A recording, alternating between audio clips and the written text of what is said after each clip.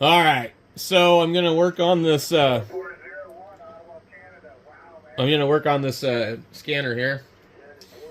And what's wrong with it is one of the numbers on the keypad does not work. So let's see if we can fix it. I need to get like a work lamp over here. I think that might really help. So this is a very old 1981, 82-ish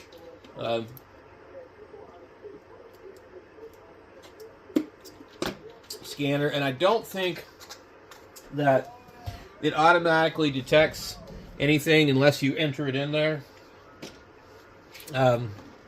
So one of my local frequencies is 154725, and the 7 doesn't work. So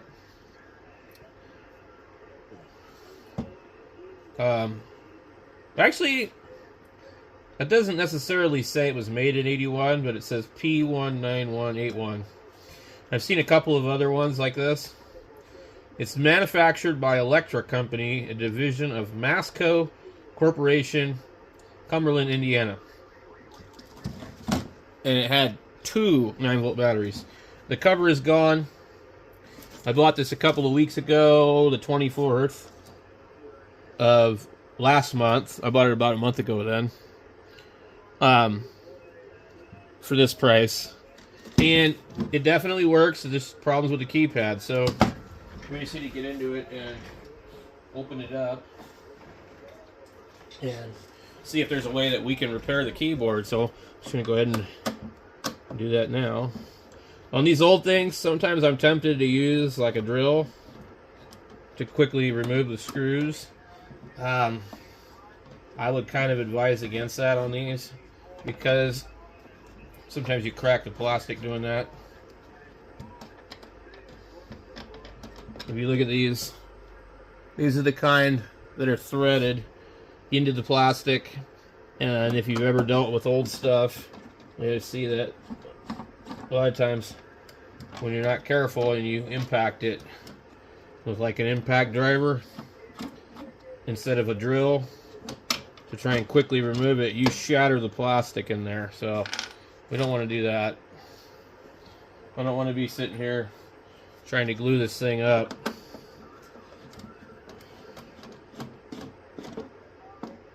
But it's definitely tempting because, you know, you get impatient, and yeah, sometimes it's just fun to use power tools, I guess.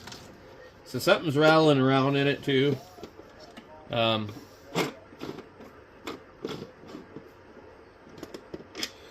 all these screws out of here.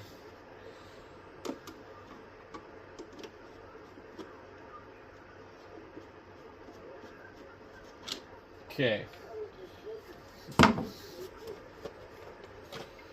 Oh boy. Okay. So this one here, wait a minute. Yeah, something fell out. Metal clip. Alright. Let's see if we can pull the ribbon out of here. Alright.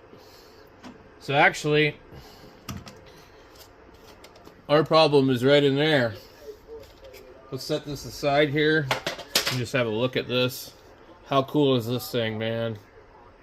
Wow.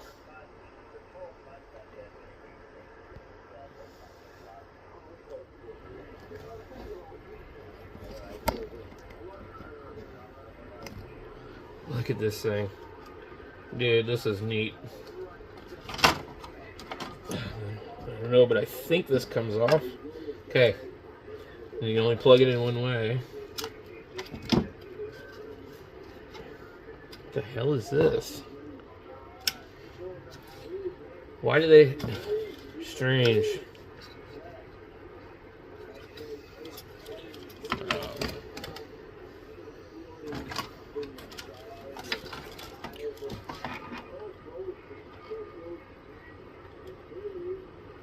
It says, I don't know if you can see it on the board here.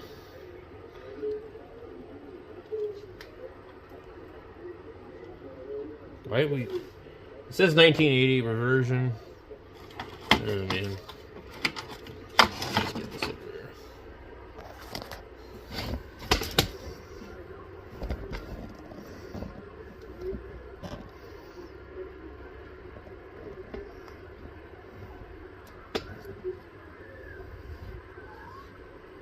Yeah, so it's interesting how it has two separate boards.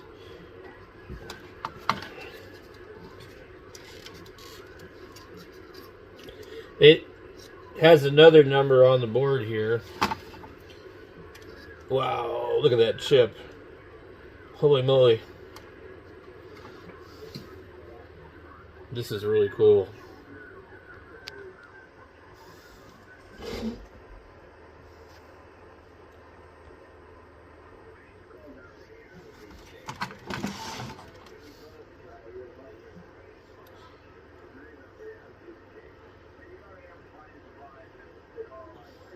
I've never seen a chip like that, man. So this chip has alternating pins. Wow. Look at that chip.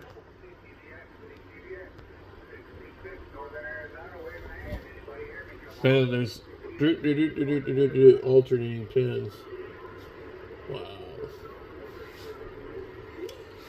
So there's a lot of capacitors in here. These are probably LMS. Nope, they're what are they? Look, I could even change this connector at the back if I wanted to. It's got a Motorola connector, we call it.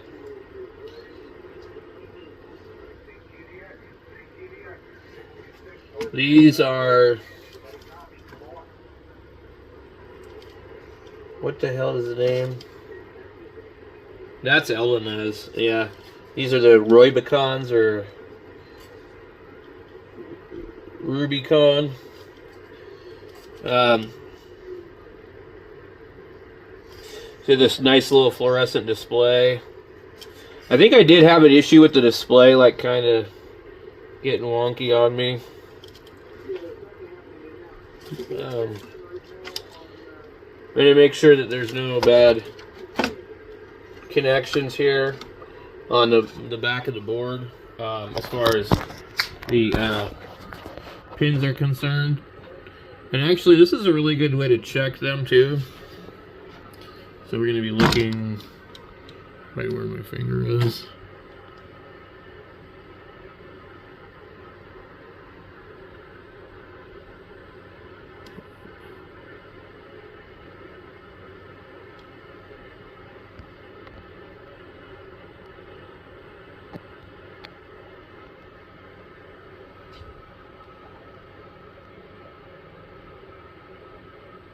I don't see anything obvious. So what I do is we'll wiggle the back side of the connector, watch the board. We don't see anything. I kind of doubt that there's anything wrong with the board.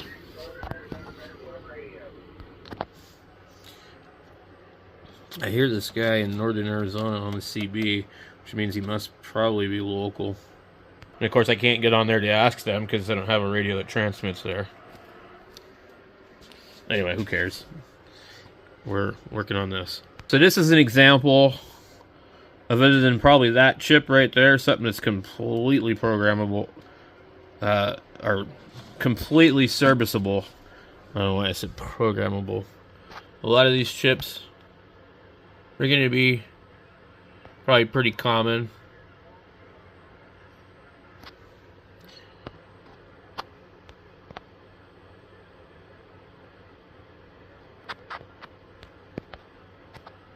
We got 1, 2, 3, and then that might be an audio amp or something. Can't read that one.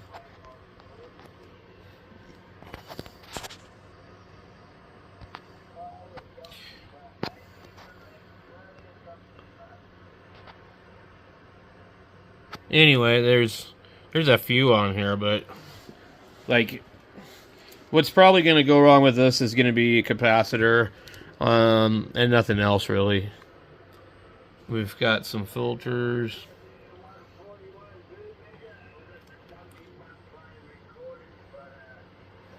What's this? TP1.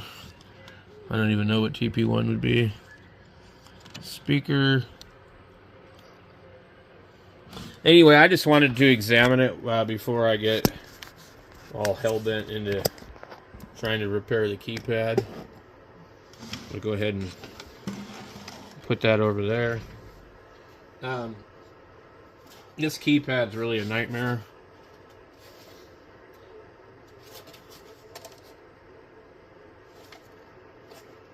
And I'm not really sure how we're going to deal with that. But what I do see here is that these look kind of dirty.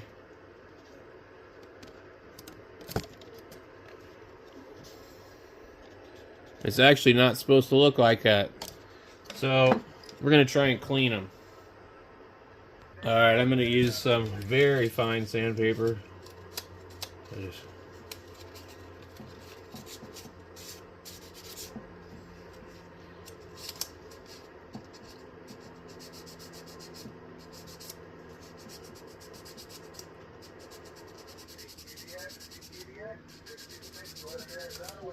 And hopefully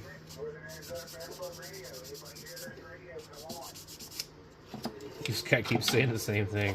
Come on! Alright.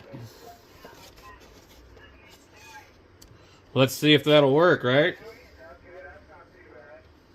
Let me put this back over here. I'm trying to figure out where this clip went.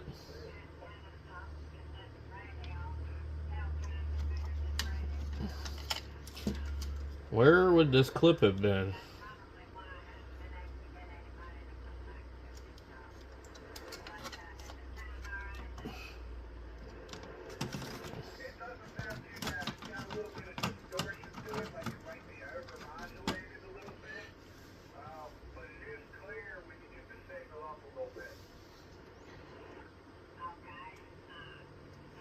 This guy's an idiot.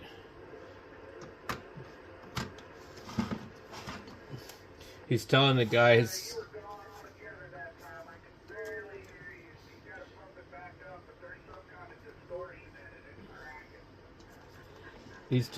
something stupid. The guy's off frequency. Alright, we're looking at this thing. I'm trying to figure out where. There's a plug that goes in the back here. And there's a little port here. You can plug stuff onto it or something. I don't remember what exactly I read about it, but this clip went somewhere. Looks like, oh, I found it. The clip broke off from there. There's a clip to hold the speaker in. Crazy.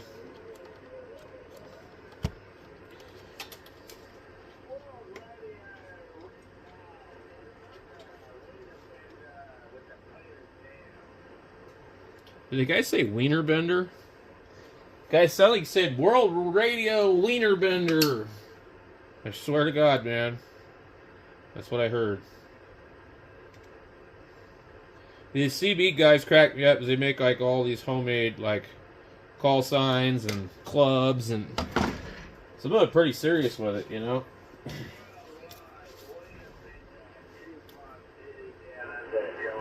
He did. He called himself Wiener Bender. I'm trying to push this piece of plastic out of here.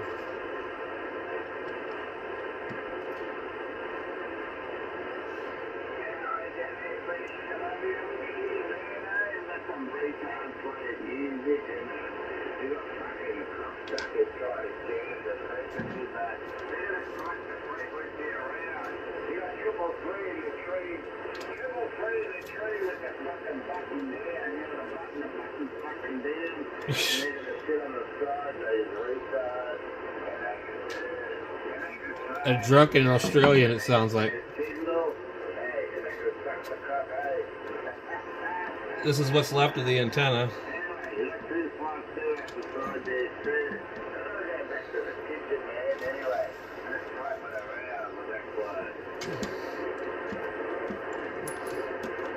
I'm gonna leave it there just because something better than nothing. Alright, we'll try to get this thing going.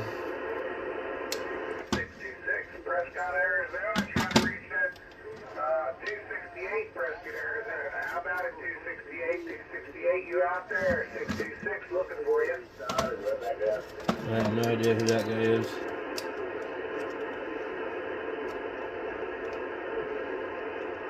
But this ribbon doesn't feel like it's going to want to go in here. 626 Northern Arizona, waving a hand. Anybody out there hear this little tiny radio? Come on.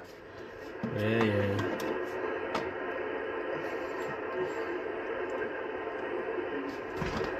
3 wires. I don't know which one's what. Okay, let's see if we can get this thing to work.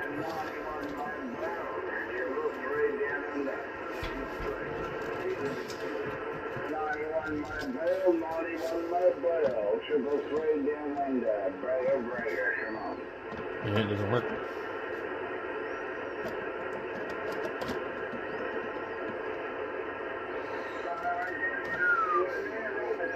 It might never work again.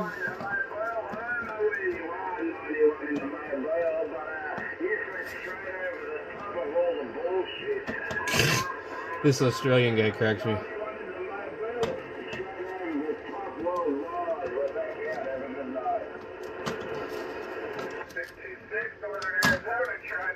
Australian radio, 626, trying to reach Australia.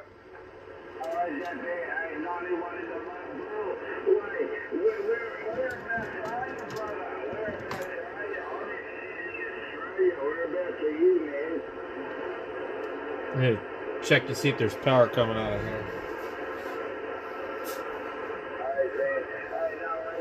I plugged this thing into a power strip that might be a little suspect.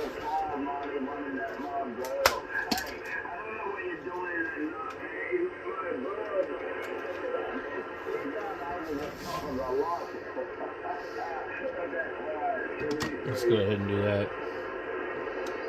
626 trying to reach that Australia radio.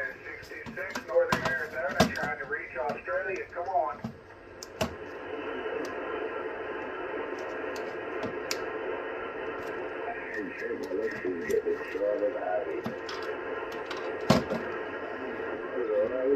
Yep. Cleaning it, I think, made it worse. So what we'd have to do, we have to test all these. I found a couple that are no good. CQDX 626 Northern Arizona, waving a hand. Anybody copy? Come on. 626 Northern Arizona. Alright.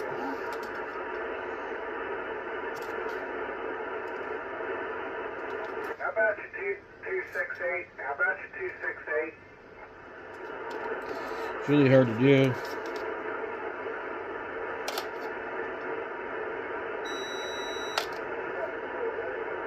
Put a lot of the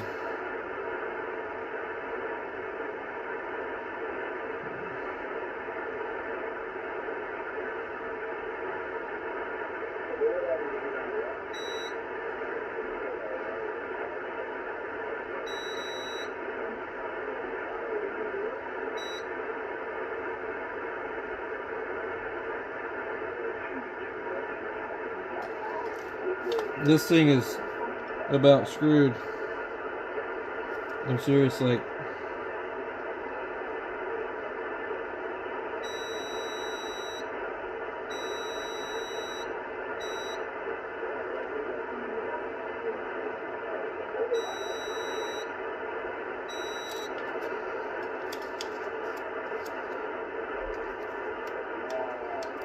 there's a bunch of places where this ribbon is no good anymore.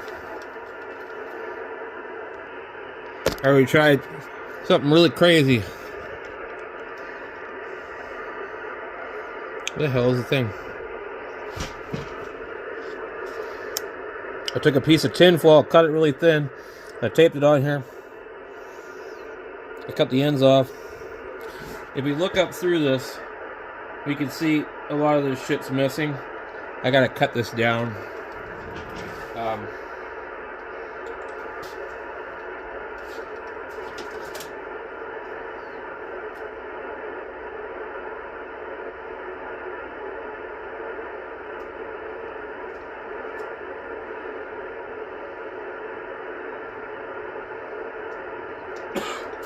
So,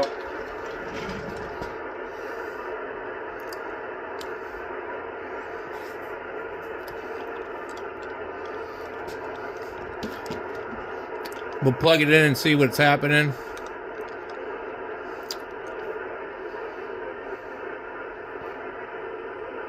I absolutely can't believe it works. It's crazy. Wow. That did the trick. Now, another clip broke off on the speaker. So, I've got a problem with that. But, yeah. The tinfoil trick worked. And cutting the connector worked. Alright, so every single one of these damn clips broke off right here. So, I better figure out how to attach the speaker in there to where it's not going to fall out. Or I got to put something on it just to hold it up in there. She's working.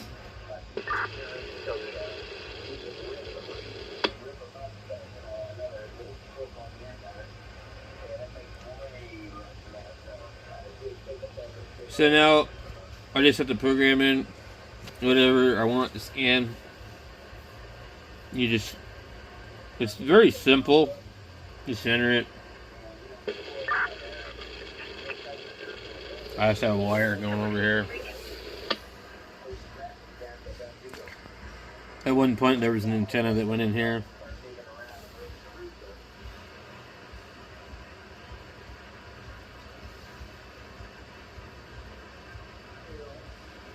Pretty cool. So all the keys work.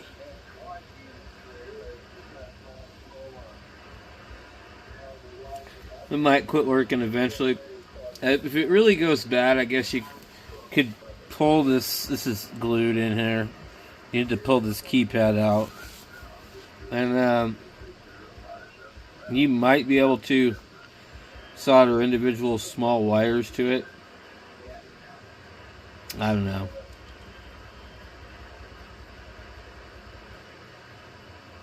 Probably when it quits working, if it quits working again, it's just going to be easier to throw it away. Because it's $6. The way that they designed the ribbon, it's like, it doesn't actually have metal on it. It's like painted metal or something. I don't know. It's really strange. You can't really, I don't know, you can't really manipulate it. If I had like a paint marker that was conductive, then I probably could, later on repair it that way. But you can't solder it.